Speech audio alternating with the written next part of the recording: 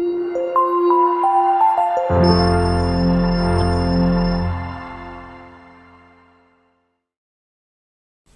മിശിഹായ്ക്ക് സ്തുതിയായിരിക്കട്ടെ. ഉത്ഥിതനായ ഈശോ തന്റെ ശിഷ്യന്മാർക്ക് പ്രത്യക്ഷപ്പെടുമ്പോൾ അവരെ ഏൽപ്പിച്ചിരുന്ന പ്രധാനമായ ദൌത്യം താൻ പ്രഘോഷിച്ച സുവിശേഷം, ദൈവരാജ്യത്തിന്റെ സുവിശേഷം എല്ലാവരോടും പ്രഘോഷിക്കുക എന്നുള്ളതായിരുന്നു. ഈ ദൈവരാജ്യ സുവിശേഷവുമായിട്ട് അഭേദ്യമായി ബന്ധപ്പെട്ടിരിക്കുന്നത് ദൈവം മനുഷ്യനായി നസ്രായനായ ഈശോയായി നമ്മുടെ ഇടയിൽ ജീവിച്ചു. സഹന മരണ ഉത്ഥാനങ്ങളിലൂടെ അവൻ നമ്മുടെ രക്ഷ സാധിച്ചു. ഉത്ഥിതനായ മിശിഹ ഇന്നും നമ്മോട് കൂടെ ഉണ്ട് എന്നുള്ള സത്യം, അങ്ങനെ നമ്മുടെ കൂടെയായിരുന്നുകൊണ്ട് അവിടുന്ന് ഈ ലോകത്തെ ഭരിക്കുന്നു, നയിക്കുന്നു, നമ്മെ ഓരോരുത്തരെയും ദൈവസന്നിധിയിലേക്ക്, ദൈവിക ഭവനത്തിലേക്ക് കൂട്ടിക്കൊണ്ടു പോകുന്നു എന്നുള്ള ആ സത്യമാണ് പ്രഘോഷിക്കുവാനായി തന്റെ ശിഷ്യന്മാരെ, സ്ലീഹന്മാരെ അവിടുന്ന് നിയോഗിക്കുന്നത്. ഉദ്ധിതനായ ഈശോ ലോകത്തിന്റെ അതിർത്തികൾ വരെ പോയി സുവിശേഷം പ്രഘോഷിക്കുവാൻ കൽപ്പന നൽകുമ്പോൾ പരസ്യജീവിതകാലത്തും ഇതിനുള്ള മുന്നോടിയായി പലപ്പോഴും തന്റെ സ്ലീഹന്മാരെയും ശിഷ്യന്മാരെയും ഈശോ അയച്ചിരുന്നു. 12 സ്ലീഹന്മാരെ അയക്കുന്ന രംഗം ലൂക്കാസ് സുവിശേഷകൻ തന്നെ 9-ാം അധ്യായത്തിൽ വിവരിക്കുന്നുണ്ട്. ഇത് കഴിഞ്ഞ ഒരു ഞായറാഴ്ച നമ്മൾ വായിക്കുകയും ധ്യാനിക്കുകയും ചെയ്തിരുന്നു. 12 സ്ലീഹന്മാരെ അയക്കുന്നത് 12 ഗോത്രങ്ങളിലേക്ക്, ഇസ്രായേലിന് രൂപം നൽകിയ ആ 12 ഗോത്രങ്ങളിലേക്ക്, യാക്കോബിന്റെ 12 മക്കളുടെ പിന്തുടർച്ചക്കാരായ 12 ഗോത്രങ്ങളിലേക്ക്, ഇസ്രായേൽ മക്കളിലേക്ക് സുവിശേഷം അയക്കുന്നു എന്നുള്ളതിന്റെ സൂചനയാണെന്ന് നമ്മൾ പറയുകയുണ്ടായി. ഇന്നത്തെ നമ്മുടെ ധ്യാന വിഷയം വിശുദ്ധ ലൂക്കാ തന്നെ 10-ാം അധ്യായത്തിൽ വിവരിക്കുന്ന 70 ശിഷ്യന്മാരെ അയക്കുന്ന രംഗമാണ്. ഈ 70 പേരെ അയക്കുന്നത് സൂചിപ്പിക്കുന്നത് 70 എന്നുള്ള ആ സംഖ്യ 12 സൂചിപ്പിക്കുന്നത് ഇസ്രായേൽ ജനത്തെയാണ് എങ്കിൽ 70 സൂചിപ്പിക്കുന്നത് ലോകം മുഴുവനിലുമുള്ള ജനതകളെയാണ്. അതിനടിസ്ഥാനമായി നിൽക്കുന്നത് പഴയ നിയമത്തിലെ ഉൽപ്പത്തി പുസ്തകം 10-ാം അധ്യായത്തില് ജലപ്രളയത്തെ അതിജീവിച്ച നോഹയുടെ 3 മക്കൾ, ഷേം, ഹാം, യാഫത്ത്, ഈ 3 മക്കളുടെ സന്തതി പരമ്പരയെക്കുറിച്ച് 10-ാം അധ്യായത്തില് ഉൽപ്പത്തി ഗ്രന്ഥകാരൻ വിവരിക്കുമ്പോൾ 70 കുടുംബങ്ങളുടെ കാര്യമാണ് പറയുന്നത്. ഹെബ്രായരുടെ ഭാഷയില്, ഹീബ്രു ഭാഷയിൽ എഴുതപ്പെട്ട പഴയ നിയമത്തില് ഉൽപ്പത്തി പുസ്തകം 10-ാം അധ്യായത്തില് നോഹിന്റെ സന്തതി പരമ്പര 70 കുടുംബങ്ങളാണ്. എന്നാൽ ഈ പഴയ നിയമത്തിന് തന്നെ, ഹീബ്രു ഭാഷയിലുള്ള പഴയ നിയമത്തിന് BC 3-2 നൂറ്റാണ്ടുകളില് അലക്സാണ്ട്രിയയിൽ വെച്ചുണ്ടായ ഗ്രീക്ക് പരിഭാഷയായ സപ്തതിയില്, സെപ്തുജിന്തില് 72 കുടുംബങ്ങൾ കാണുന്നുണ്ട്. അതുകൊണ്ട് സെമിറ്റിക് പാരമ്പര്യം അനുസരിച്ച് 70 കുടുംബങ്ങളാണെങ്കിൽ യവന പാരമ്പര്യം, ഗ്രീക്ക് പാരമ്പര്യം അനുസരിച്ച് നോഹിന്റെ മക്കള് 72 പേരാണ്. അതുകൊണ്ടാണ് ലൂക്കായുടെ സുവിശേഷത്തിലും ഈശോ ശിഷ്യന്മാരെ അയക്കുമ്പോൾ ചില കയ്യെഴുത്ത് പ്രതികളിൽ 70 കാണുമ്പോൾ മറ്റു ചില കയ്യെഴുത്ത് പ്രതികളിൽ 72 പേരെ അയച്ചു എന്ന് കാണുന്നത്.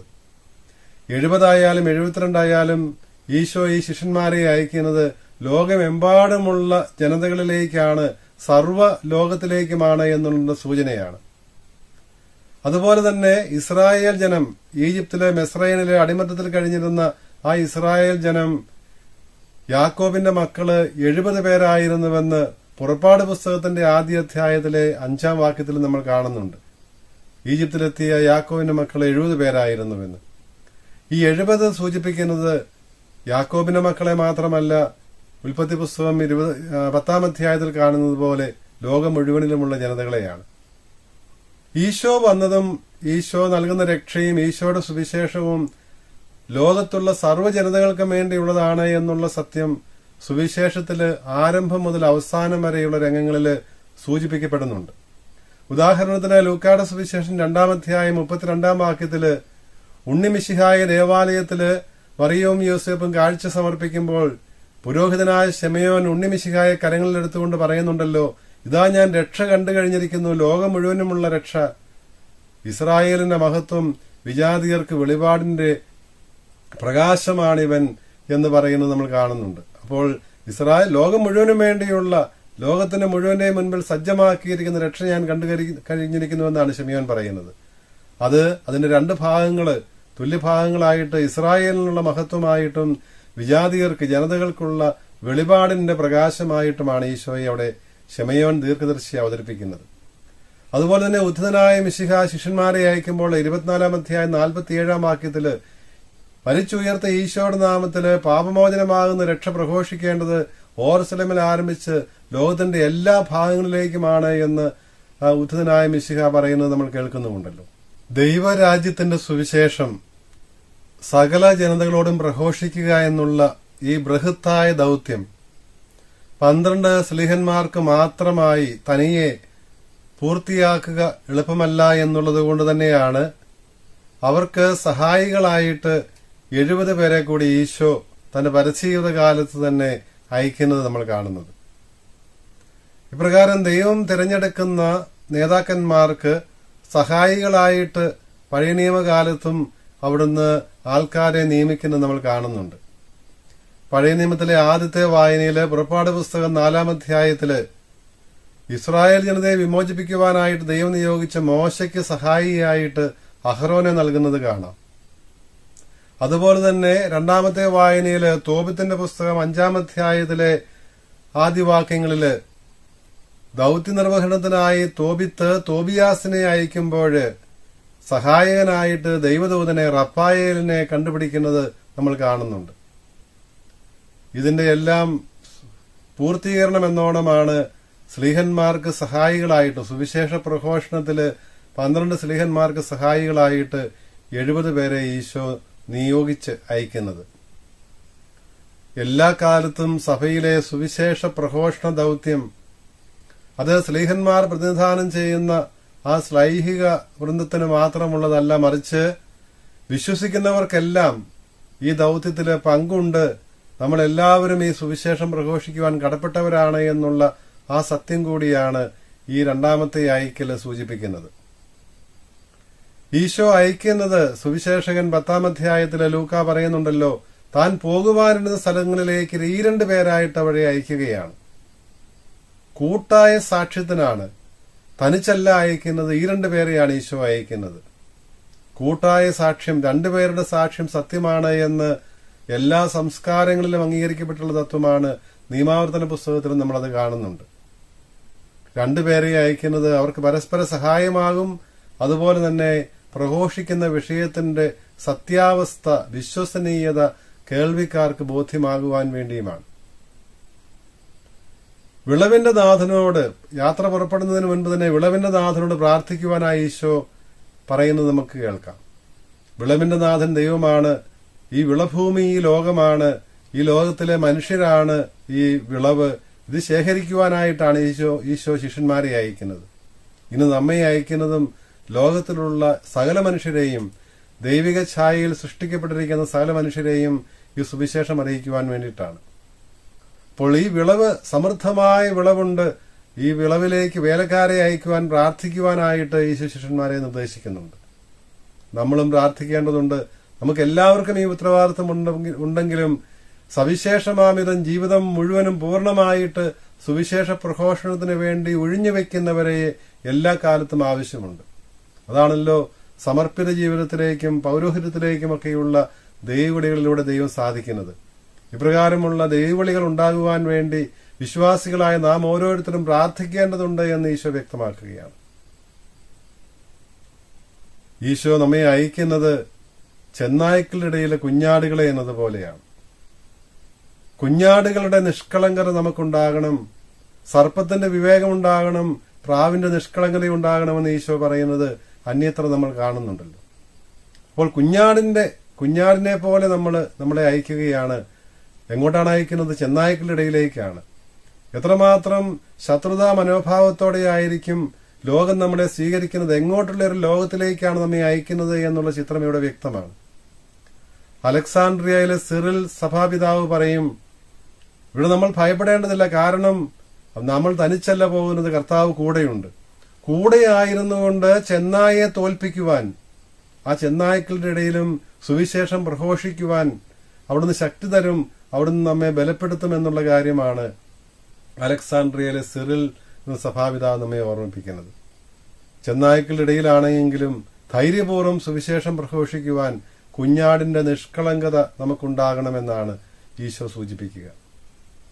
പോകുന്ന വഴി ആശംസിക്കുവാനായിട്ട് ഈശോ പറയുന്നത് ഉദിതനായ ഈശോ ശിഷ്യന്മാരെ കണ്ടുമുട്ടിയപ്പോൾ നൽകിയ ആ സമാധാനാശംസ തന്നെയാണ്.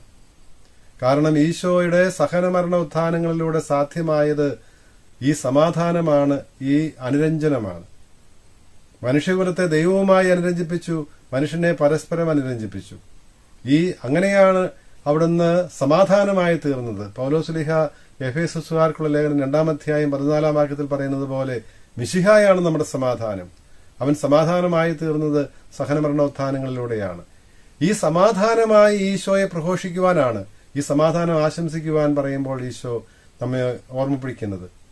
ഈശോയുടെ സുവിശേഷം, ദൈവരാജ്യത്തിന്റെ സുവിശേഷം ആയുധമുപയോഗിച്ചല്ല, യുദ്ധത്തിലൂടെയല്ല, മറിച്ച് സമാധാനത്തിലൂടെയാണ്. യഥാർത്ഥ സമാധാനത്തിന്റെ സന്ദേശമാണ്, സുവിശേഷമാണ്, വിശ്വാസമാണ് ഈശോയുടേതെന്ന് നമ്മെ ഓർമ്മിപ്പിക്കുകയാണ്.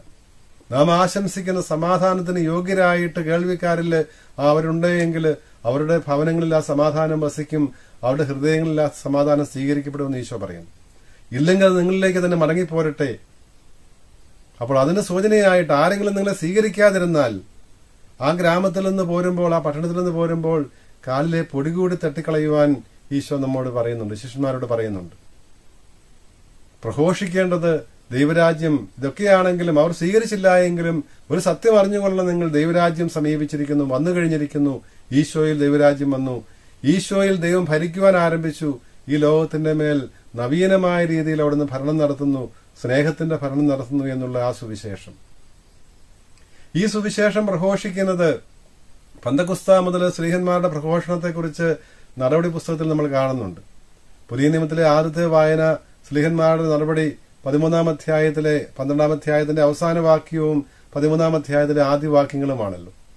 ഇവിടെ നമ്മൾ കാണുന്നത് ജെറൂസലമിലെ സഭ വളരുന്നത് കാണുന്നുണ്ട്. അതിനുശേഷം അന്ത്യോക്യ കേന്ദ്രീകരിച്ച് ദൈവവചനം പ്രചരിക്കുന്നതാണ്. അവിടെ പ്രവാചകന്മാരും പ്രബോധകന്മാരും ധാരാളമായി സഭയിലുണ്ടായിരുന്നുവെന്ന് നടപടി ഗ്രന്ഥകാരൻ രേഖപ്പെടുത്തുന്നുണ്ട്. പ്രവാചകൻ ദൈവത്തിന് വേണ്ടി സംസാരിക്കുന്നവനാണ്. അത് പഴയ നിയമത്തിൽ സംസാരിച്ചവരാണെങ്കിലും പുതിയ നിയമത്തിൽ മിശിഹായ്ക്ക് വേണ്ടി, ദൈവമായ ഈശോയ്ക്ക് വേണ്ടി സംസാരിക്കുന്ന 12 സ്ലീഹന്മാരാണെങ്കിലും 70 ശിഷ്യന്മാരാണെങ്കിലും അവരെല്ലാം പ്രവാചകന്മാരാണ്. പ്രവാചകൻ ദൈവത്തിന്റെ സ്വരമാണ്, ദൈവത്തിന് വേണ്ടി സംസാരിക്കുന്നവരാണ്. പുതിയ നിയമത്തിൽ ദൈവം ഈശോയാണ്, ഈശോയ്ക്ക് വേണ്ടി ഈശോയുടെ സുവിശേഷം പ്രഘോഷിക്കുന്നവരാണ്. അവർ കൂടുതലായിട്ടും അവർക്ക് സഹായകരായിട്ട് പ്രബോധകരുണ്ട്. അവർ പ്രഘോഷിക്കുന്ന ഈ സുവിശേഷം വ്യാഖ്യാനിച്ച് അതിന്റെ പ്രായോഗികമായ തലമെന്തെന്ന് വ്യക്തമാക്കി കൊടുക്കുന്ന പ്രബോധകരെ എല്ലാ കാലത്തും സഭയിൽ ദൈവം നൽകുന്നുണ്ട്. അങ്ങനെ പ്രവാചകന്മാരിലൂടെയും പ്രബോധകരിലൂടെയുമാണ് സഭ വളരുന്നത്, സുവിശേഷം വളരുന്നത് നമുക്ക് കാണാം. ഇപ്രകാരം അന്ത്യോക്യയിലെ സഭയില് ദൈവം പരിശുദ്ധ റൂഹ സഭയോട് ആവശ്യപ്പെടുന്നുണ്ട്. പൗലോസിനെ ഏത് ദൌത്യത്തിനായി വിളിച്ചുവോ, വിളിച്ച ദൌത്യം എന്താണ് എന്ന് 9-ാം അധ്യായത്തില് 15-ഉം 16-ഉം വാക്യങ്ങൾ നടപടി ഗ്രന്ഥകാരൻ തന്നെ സൂചിപ്പിച്ചിരുന്നു.